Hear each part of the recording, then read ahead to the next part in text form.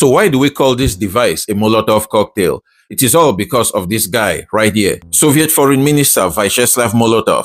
He was the Russian foreign minister during the 1939 to 1940 Winter War between Finland and Russia. Although the Finns were heavily outgunned and outmanned, they still managed to put up an unexpectedly fierce resistance against the Russians. Frustrated, the Russians began to bomb civilian Finnish targets. In response to criticism, Mr. Molotov denied any bombing missions over Finland and said the Russian planes were dropping food parcels over Finland as humanitarian aid and not bombs. The Finns, who had only 32 tanks in their arsenal as compared to the 3,500 tanks the Russians threw at them, soon started using this handheld bottle incendiary device as an effective weapon against Russian tanks. It may not look like it, but these devices, which had first been used 3 years earlier in the Spanish Civil War, can burn a tank to a crisp.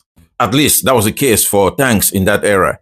So in response to Mr. Molotov saying bombing missions over Finland were food parcels, the Finns began calling their incendiary devices Molotov cocktails as a drink to go with Mr. Molotov's supposed food parcels. As a matter of fact, the Finns produced their Molotov cocktails in a distillery run by a company called Alko, which remains the only retailer of strong alcoholic drinks in Finland today.